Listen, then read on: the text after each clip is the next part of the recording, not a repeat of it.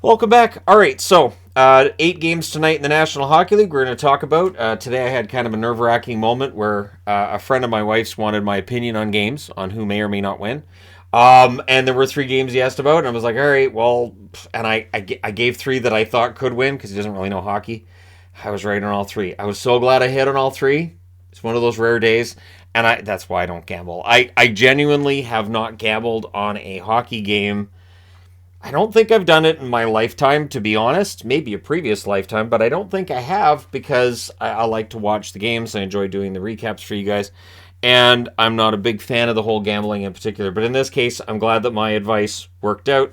Closest I get on this channel is in previews. I will wear a jersey of a team I think is going to win that night. That's as close as I get. All right, we're going to start things off talking about the Florida Panthers and the Washington Capitals. Hey, look who's tied for the last playoff spot in the East right now. So it's Bobrovsky versus Kemper in Florida. Maybe this is when they start racking up the wins and get themselves that playoff spot. So there's an early jump for Florida. We get a power play for the Capitals. Panthers cleared early. That was killed off, no shots. So the Caps power play, which has struggled without Ovechkin, had a tough start. It would end up doing pretty well by the end of the night, but we'll go through this. So there's some pushing after a hold by Bobrovsky. The Panthers come out with a power play. That's killed off. The Caps press at 8 minutes, but at 9:10, Forsling buries one from the slot. He scores from Luostarinen and Verhaeghe, so that's 50th point of the season for Verhaeghe. Ridiculous season for Carter Verhaeghe.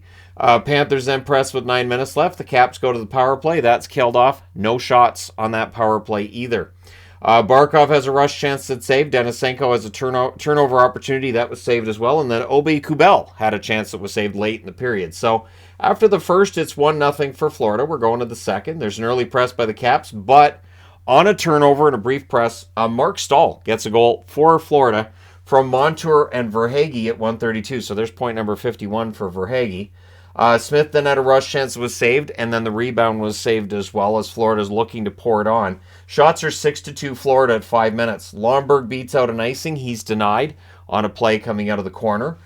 Caps press at 6.5 minutes. Eller was robbed in close, and then on a fast break right after that, it is a goal for Florida. White would bury one from Lundell. That puts them ahead 3-0. Caps press are kept to the outside. Barkov has a chance that's held. Strome's then denied and close as the Caps press, and then Strome tips one in front to put Washington on the board. He scores from Oshie and Gustafsson at 15:51. But Florida answers pretty quickly after that. Barkov scores from Smith at 17:03. Things get kind of pushy with 1:12 left. The Panthers come out with a power play there. Reinhardt's denied. The rebound's cleared. The rest of the power play rolls over into the third period, where the Capitals finish the kill. Tkachuk agitating a ton in this game. Every time there was some kind of pushing or anything, it felt like Tkachuk's right in the middle of it, just working on the agitation. Maybe that's something that Florida told him, said, hey, you really got to get things going. We got to, tick off the opposition. Are you good with that? And he's probably like, yeah, I didn't hear anything after tick off the opposition. Panthers have a 3-on-2. That's broken up. Too many Panthers on the ice. Gives the Caps a power play. Panthers cleared it out early, and they do kill that off. So for the Caps, now they're 0 for 3. Caps not getting very many prime chances, but they would get a power play, and they'd score on it. And it's Backstrom from Gustafsson at 13:04. Aube-Kubel then nearly adds one. Caps draw a power play with 3:09 left, and they score on it to really make this one a tight score. Kuznetsov from Oshie and Gustafsson there at 17:28. So Gustafsson with a couple of assists, and that was scored 6-on-4. So they had the goalie pulled for that one. They pull the goaltender again with 1:50 left. Eventually, Anton Lundell hits the empty net at 18:39. They would pull the goaltender again down 2, and that allows Reinhardt to hit the empty net from Lundell. I think that's the 20th of the season for Reinhardt, and that's at 19:45. It widens the score. Your final score in this one, 6-3 for Florida. They go to 28-24-6 with the win. Washington 28-23-6 with the loss. So they have one game in hand on Florida, but they have the same number of points, same number of wins, same number of overtime losses and shootout losses. The race is really and truly joined now, and for Washington, they're probably, while understanding their captain is away and why, probably kind of hoping he comes back soon. Shots in this one, 10-6 Florida in the first, 20-12 Florida in the second, 14-6 Washington in the third. Final shots, 36-32 for the Panthers. Panthers go 0 for 2 on the power play. Washington 2 for 5 after being Terrible on the first 3. They do score on the final 2. Hits 26-15 Washington. Bobrovsky 29 saves on 32 shots, and Kemper 30 saves on 34 shots. So very interesting game, that one. All right, next up, the Capitals, the Canadiens in against the Carolina Hurricanes. Yes, that's an old Montreal Canadiens logo for anybody who's wondering. So it's Montembeault versus Ronta, and I mean like over 100 years ago. They did the Cam Ward being inducted into the Hurricanes Hall of Fame. They wore the 25th anniversary jerseys, which are kind of snazzy. It delayed the puck drop by about 20 minutes. So I mentioned in the LA game how it delayed the puck drop really late. This one delays it by 20 minutes. I used to throw out there, but it didn't feel as long-winded as the one with the Kings last week. Anyways, early jump for the Canes. The Habs press. There's a near miss for Harvey Pinard, who is all of a sudden one of their best forwards. Pizzetta would then bury a rebound at 3:24. Pitlick and Ullinen with the assists on that one. So Montreal's up 1-0, and they were the better team early on. Slavin then has a chance that's held as the Canes press. The shots, 6-4 Carolina at 8 minutes. The Habs are picking off net feeds pretty well at this point. That wouldn't continue. Shea fires one wide as the Canes press, and then on a rush, you knew Kotkaniemi was going to get a goal, and he does. Natchez and Burns with the assists at 12-14. The Canes then look for the lead.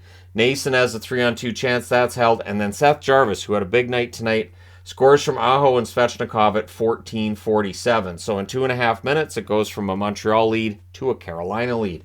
So Jarvis buries that one in close. Natchez has this chance that's held. It's all Canes at this point. 3:41 left. Carolina gets a power play. Burns has a chance that's held. That is killed off. In the final minute, Josh Anderson has a chance. He fires wide, but after the first, it's 2-1 Carolina. Second period, Canes press at 1.5 minutes. They lead in shots 3-1, 3.5 minutes in. Savard had a slot shot that was held. We get a power play for Montreal. That leads to a shorthanded Teravainen chance that's saved. That's killed off. Anderson had a tip shot that was held onto. Svechnikov boards Barron. They called it a cross-check. To me, it looked more like a board. Doesn't matter. It's still 2 minutes, right? So the Habs get the power play, and they score on it. And Harvey Pinard gets the one-timer on a pass from behind the net. Hoffman with the assist. Armia with the secondary assist. And at 15:01, this game is tied. And it was a really strong road period for Montreal. They did get outshot, but they get the one goal. So we're going to the third period. Early jump for the Habs. It does not stay that way. No. Aho scores from DeHaan and Svechnikov at 2:05. The Canes then look for another. Svechnikov attempts the lacrosse goal. It doesn't quite work, but then Jarvis gets a goal at 3:53 from Burns and Svechnikov. And then at 5 minutes, Stahl on a 2-on-1. He buries it. Martinuk and Fast with the assists. It was just an easy goal for Stahl after a great pass by Martinuk. Canes get a power play. That's killed off. They get another power play. Jarvis has a shot that's held. Things get kind of pushy. That power play was killed off. And then with 2:16 left, the Habs get a power play, so they'll be looking to get a little closer. Nope. Jarvis gets the shorthanded goal, and it was a fantastic deke. It's backhand, top corner. Stepan with the assist at 19:41. And that's a hat-trick goal, everybody. Carolina wins this one going away, 6-2. They go to 36-10-8 with the win. Montreal 23-28-4 with the loss. The shots in this one, 17-8 Carolina in the first, 12-8 Carolina in the second, 12-6 Carolina in the third. Final shots, 41-22 for Carolina. Power plays, Montreal 1 for 3, Carolina 0 for 3. The hits, 15-12 Montreal. Montembeault saves 35 out of 41. I can't blame him. He had a good night, and then Carolina just did Carolina things. Ronta saves 20 out of 22. He was pretty darn good. And for Carolina, they continue to roll. All right, next up, Winnipeg and Columbus. So you can look at this a couple of ways. Either Winnipeg didn't quite have the game they wanted to, or they got goalied, right? One way or the other. So it's Riddick versus Korpisalo. Scheifele's denied on a net drive. The Jets press at 3.5 minutes. Morrissey has a blasted save. There's more pressure by the Jets. Dubois denied. All Jets. The shots are 6-1 for Winnipeg 8 minutes in. So they were getting a lot of opportunities. Korpisalo's just denying them right, left, and center. Net feed to Goudreau, near miss there. Sillinger had a rush chance that's held. Cole Sillinger just cannot buy a goal right now.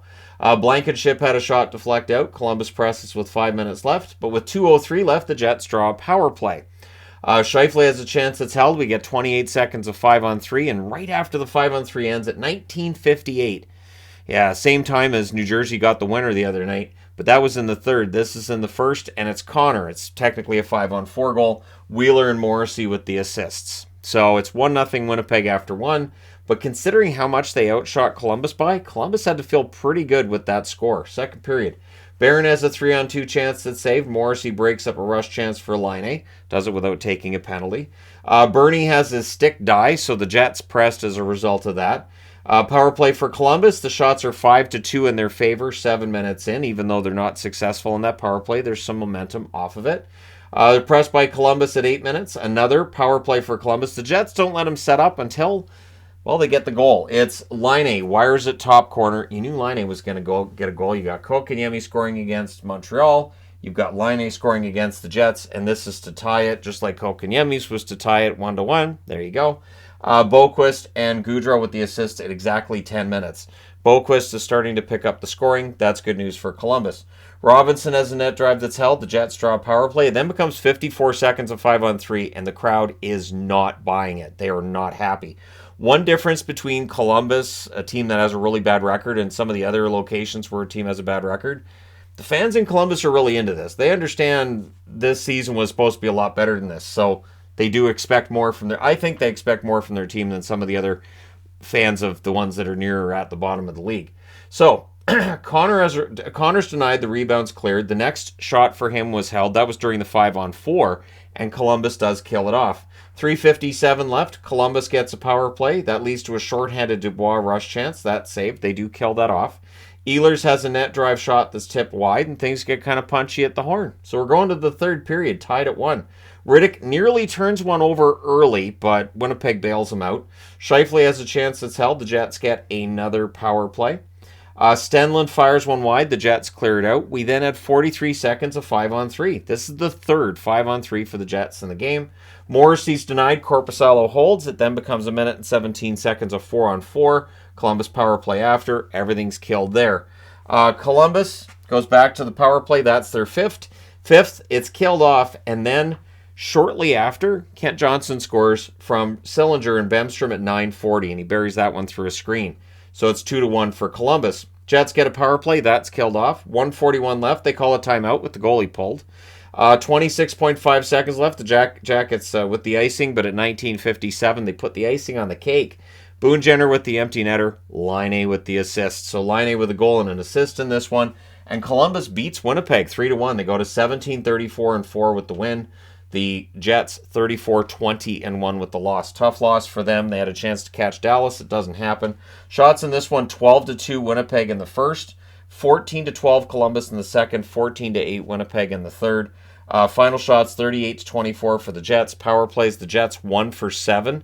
And they didn't score on any of the 5-on-3s technically. Columbus 1 for 5 hits, 19-13 for Columbus. Riddick saves 21 out of 23. He was good, but Korpisalo was better, 37 saves on 38 shots. So yeah, there you go. All right, next up, Boston, the Bruins in against Nashville. You know, I think this is the best game I've seen Boston play since the break. I really do. I think this was it's just one of those nights where everything's going their way. So it was Swayman versus Saros. You know how tough it was for me not to wear my Swayman jersey? It's just I've worn it a couple of times already for recaps. Swayman's a good goalie. So Boston fans that early in the season were, Swayman, he's terrible and send him to the minors. Nothing. Crickets now. So things get pushy after a hold by Saros. The shots are 3-0 Bruins, 2.5 minutes in. And at 2:54 on their fourth shot, Marchand gets the goal from Bergeron. It was a 3-on-1 rush, and not much chance there for Saros. We then had a power play for Nashville. Tomasino has a rush chance that's saved. That power play is killed off. Grizzlick's denied. The Predators then rush the other way. Yossi has a rush chance that's held. The Preds go back to the power play. That was killed off. Swayman really sharp at this point in the game. Bruins press. They're kept to the outside. 2:13 left. The Bruins get themselves a power play. Bergeron has a chance that's held. Nashville kills that off. So after one, it's 1-0. Second period. Smith, he buries one in close from McAvoy at 1 minute and 11 seconds. The Preds would look to answer. Down 2-0 now. Coyle couldn't bury one on a net drive. Niederreiter had a rush chance. That was saved. Shots are 4-3 Nashville at 6 minutes. We get a power play for Boston, and they score on it. It is Bergeron from Lindholm and Hall at 8:06. The Let's Go Bruins chants got louder at this point. Lots of Boston fans with them on the road now. I think you might be able to say some bandwagoning, and I only say that because in previous seasons I don't remember this loud of Boston fans everywhere they go. This has been the case on their most recent road trips, especially. It just feels like everybody who's maybe been a closet Boston fan's like, hey, I'm cheering for him. Forbert would make it 4-0 at 11:15. So it's just getting uglier. There's a press by Nashville, but they're kept to the outside. Jeannot had a screenshot that was held. He was getting frustrated at this point in the game as well. We get a power play for Boston. That's killed off. Johansson has a chance kicked aside. With 36 seconds left, Boston gets another power play. So that rolls over to the third period. The Bruins cycle. Pasternak has a shot that's saved. That's killed off. Press by Nashville at 2 minutes. The shots are 5-2 for Nashville halfway through the period. Strong game for Lindholm. Hampus Lindholm was all over the ice, played really, really well. I know he doesn't have a chance at the Norris, but man, he's been a fantastic addition for Boston this season. I know he played after the deadline last year. I'm just saying, first full season in Boston. You guys know what I mean. Preds get a power play, that's killed off, and then Frederick makes it 5-0 from Foligno at 13:47. Things get kind of pushy after a hole by Swayman. But Boston does a good job of keeping Nashville off the board the rest of the way. They win this one 5-0, so you've got the Tony the Tiger because Swayman's great, and you've got the no mercy magnet here because the goal difference was more than 4 goals. So 41-8-5 is the record for Boston. They now have 87 points with the 5-0 win. Nashville, frustrating loss, 25-21-6, and that last spot in the West is wide open right now. Shots overall 18-8 in favor of Boston in the first, 10-7 Nashville in the second, 10-5 Nashville in the third. The final shots 30-28 for Boston. Power plays, Boston 1 for 4, Nashville 0 for 3. The hits 36-20 for Nashville. Swayman saves all 28 shots for his second shutout this season and the 7th of his career. Saros saves 25 out of 30, and now I need to change boards. All right, New Jersey and St. Louis. This was a fun one. Blackwood versus Binnington in this one. Devils press, they're kept to the outside. The shots are 6-5 New Jersey at 4.5 minutes. It was really wide open. Like this, I can't describe with this one. It just felt like defense. They decided, nah. Mercer has a chance that's held. Tucker got cut below the eye. I believe he went for repairs and came back into it. Blues press at 9.5 minutes, and Tucker's been popular with the Blues. He's feisty. He's a feisty one. There's not much offense there, but he's got some feistiness to him. He's kind of a throwback. Both goalies were busy and solid in the first half of that period. Kyrou fires one wide from the slot. Blackwood having a little bit of rebound issues here, but it's a cross-crease pass that opens the scoring. Buchnevich buries one. No chance for Blackwood on this one. Barbashev and O'Reilly at 16:32 with the assists. What's interesting, too, is it's a backdoor goal. It's the kind of goal that we've been hearing about all year that St. Louis gives up, and they get it there. Then Mercer would answer from Boquist and Severson at 17:30, and then the Devils would press for the lead. So it's 1-1 after one, but it really could have gone either way. Second period, Palat has a chance that's blocked. The Blues rush. Bratt fires one high on a rush of their own. Rosen then had a one-timer that saved. There's a press by the Blues at 2.5 minutes. And then on a turnover, they convert it to a goal. Toropchenko puts him in the lead from Walker and Parayko at 4 minutes. The Blues would then press, and they had another one at 5:35. It's Kyrou. Just filthy goal there. Shen and Thomas with the assist. That makes it 3-1. McLeod was then denied on a rush after the Blues were trying to add another. And at 8:32, New Jersey answers. It's Howla from Zetterlund and Sharangovich. So it felt like this one might be one of those games that has a ton of goals, right? Well, the shots are 8 apiece with 8.5 minutes left. We get a power play for the Devils. There's a shorthanded chance for Buchnevich that's defended. We end up with 44 seconds of 4-on-4. All gets killed off there. Toropchenko has a net feed that's blocked. The Blues would press with 1.5 minutes left, but they're up 3-2 after 2. Third period. Good early back and forth. The shots are 2-1 for the Devils at 4.5 minutes. So the offense really settled down with each period. It felt like both defenses got better as the game went along. Palat has a rush chance that's saved. There's a press by the Devils at 7.5 minutes. Walker has a rush chance that deflects out. Near miss for Kyrou from a 4-2 score. Blaze then denied as the Blues press. Again, Sammy Blais, it's nice to see him back in St. Louis. It clearly agrees with him. The Blues get a power play, and they score on it. It is Shen from Kyrou and Thomas at 11:42, and he buries the rebound there. With 3:20 left, the Blues get a power play. They don't score on it, but it doesn't leave much time left. And so St. Louis wins this one. They win 4-2. They go above 500. They're 26-25-3. And as I mentioned with Nashville, the West is kind of wide open now. Nobody's really locked down that last spot. New Jersey drops to 35-14-5. The only concern New Jersey would have right now is do the Rangers catch them. Shots in this one, 16-13 New Jersey in the first, 13-12 New Jersey in the second, 10-7 St. Louis in the third. Final shots, 36-35 for the Devils. Power plays, New Jersey 0 for 1. St. Louis 1 for 3. The hits, 17-15 for St. Louis. Blackwood saves 31 out of 35, and Binnington, another really strong game, 34 saves on 36 shots. Didn't he have 34 saves on 36 shots in their last game? Yeah, his numbers are getting better. And for St. Louis, their chances of playoffs are suddenly back. And this is the thing. It kind of feels like the Shattenkirk move's been done again, where Shattenkirk got moved shortly before the deadline. I was like, all right, well, the Blues are selling, and then they made the playoffs. So the Blues trade Tarasenko, and we all go, well, they're selling, probably the end of it. And now they're back in the hunt. They are absolutely back in the hunt for a playoff spot. So we'll see how it turns out. All right, next up, Detroit. So Detroit continues to roll. Those back-to-back wins over the Canucks. I'm so glad the Canucks can make other teams feel that good about themselves.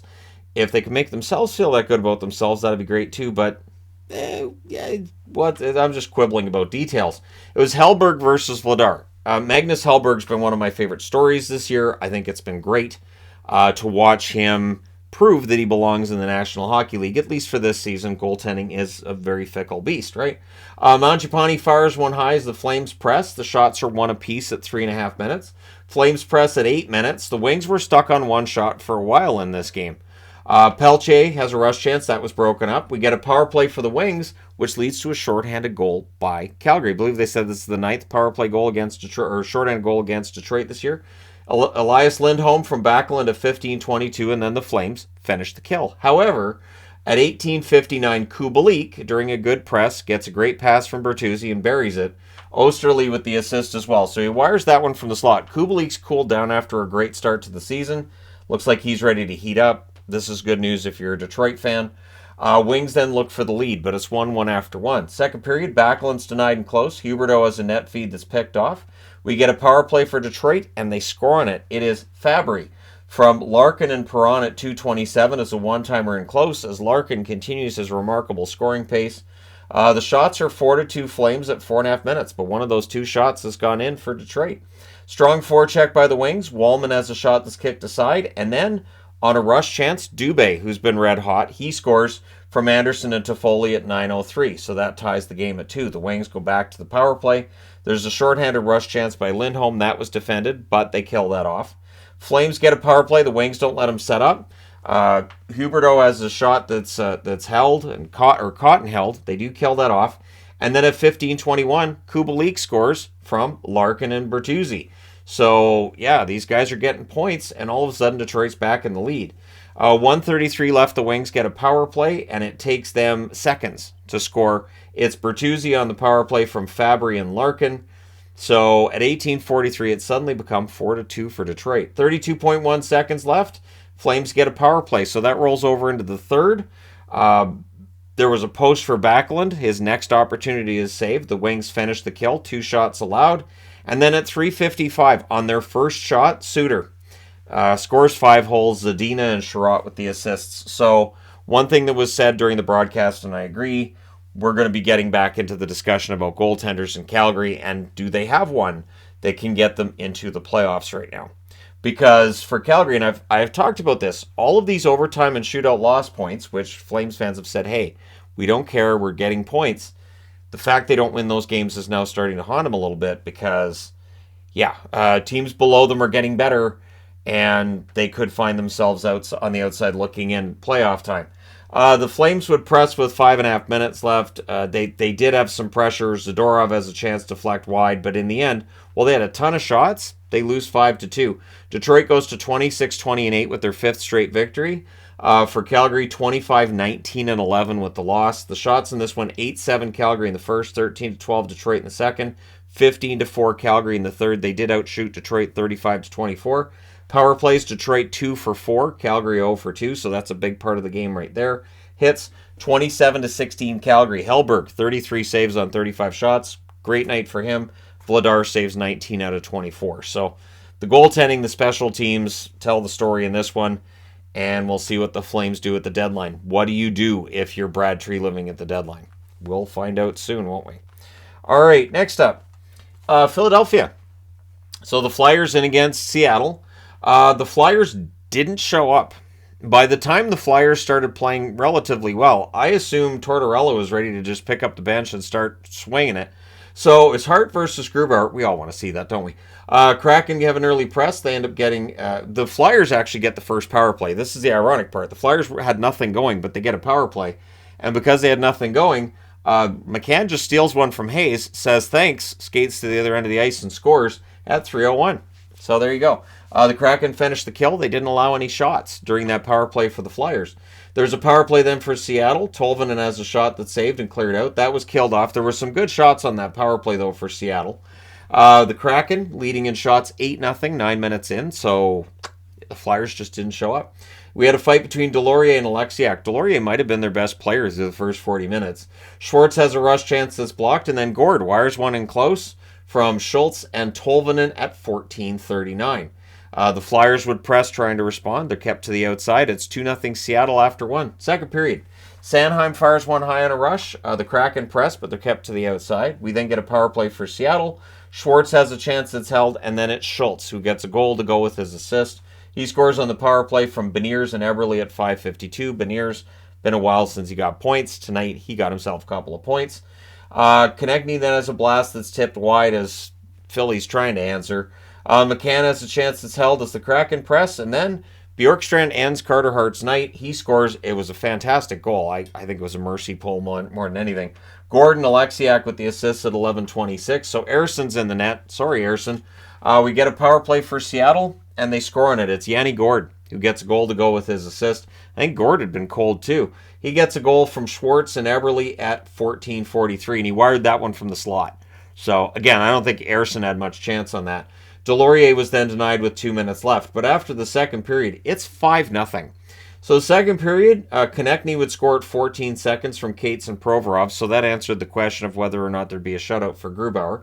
Hayden then has a shot that's blocked as Seattle presses. But the shots are 2-0 Flyers at 4.5 minutes.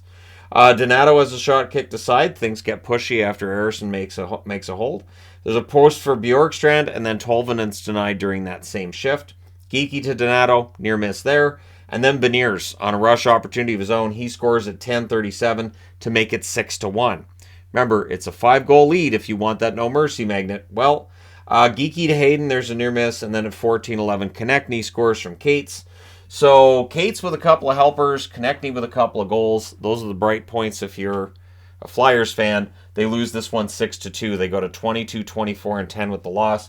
Seattle 31, 18, and 6 with the win. So big win for Seattle. They jump past LA. We'll see how LA answers that. Shots in this one, 12-1. Seattle in the first. Yeah, one shot for Philly. In the second, Philly wakes up. They outshot Seattle 9-8. And then they get outshot 10-9 in the third period by Seattle. Final shots 30-19 for Seattle. Power plays Philadelphia 0 for 1. Seattle 2 for 3. Hits 20-10 for Philadelphia. Carter Hart saves 15 out of 19.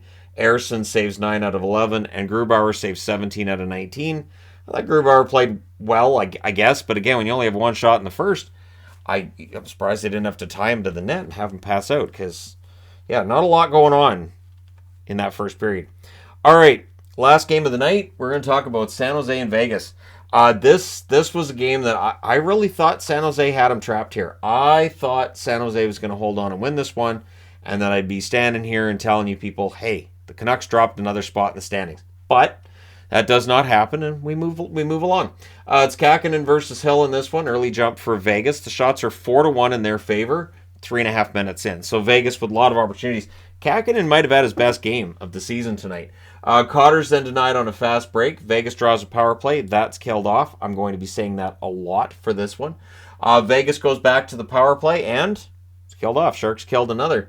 Near miss for Smith right after that because it was blocked out. So there you go. Bonino blocks that one out. Shots are 13-2 for Vegas with 6.5 minutes left. Sharks go to the power play. That's killed off. 2:20 left. Vegas goes to the power play, and that's killed off. It's scoreless after one. Second period. Shots are 2-0 for the Sharks at 5 minutes, so not a lot going on through that first 5. Kessel couldn't bury one on a net drive. Barabanov steals a Eichel chance, so Barabanov just pulls it right out of his back pocket, and thanks, I'll take it the other way. Sturm, as the tip shot goes wide, the shots are 5-0 Sharks at the half. So again, no shots for Vegas in the first half of that period. Pietrangelo gets the first shot for Vegas with 8:45 left in the period. Vegas draws another power play. That's killed off. Sharks press with 5 minutes left, and eventually Barabanov gets him on the board. He scores on a rebound from Vlasic and Couture at 17:04. 1:57 left. Vegas gets a power play, and that's killed off. So we're going to the third period. Myers denied early. Vegas gets another power play. That's their sixth. Roy tips one wide, and that's killed off. 3 shots for Vegas during that one. Sharks breaking up passes until, on a rush, Cotter, who has been the best offensive player for Vegas for a couple weeks now, he scores from Eichel at 6:22, so suddenly it's tied. Shots are 5-2 for Vegas at 6.5 minutes, so they've picked up their play. Eichel has a shot that's caught and held, and then we get a 7th power play for Vegas, which equals the most they've had in their short history in a game. Carlson, Stevenson are denied, and that's killed off. So San Jose's penalty kill, just as advertised. Sharks press with 8 minutes left. Vegas would press with 4 minutes left as we're trying to break the tie. Eichel has a net drive that's held in the final minute, and then when they win a face-off in that final minute, they get the goal. It's Carrier with his 7th game-winning goal of the season. He's up with the league leaders with that. Stevenson with a great assist on that one at 19:45. So with 15 seconds left, Vegas gets what would prove to be the game-winning goal. They go to 33-18-4, surviving a scare. San Jose 17-28-11 with the loss. Shots in this one, 14-4 Vegas in the first. 9-8 San Jose in the second, and 15-14 Vegas in the third. Final shots, 37-27 for Vegas. Again, the fact that first period that San Jose came out without allowing a goal, that's fantastic for Kakkonen. Power plays, San Jose only had 1, didn't score on it. Vegas was 0 for 7. So again, that'll really help the penalty killing numbers for San Jose. Hits 24-23 for Vegas. Kakkonen saves 35 out of 37. And Aiden Hill, good night for him. Another good night for him anyways. 25 saves on 26 shots. And there you go. Let me know your thoughts in the comments section below as always. Don't forget to hit like and subscribe if you're browsing your way through. You just happened upon this video. And hey, thank you guys so much for watching, for all your support. I will talk to you again soon.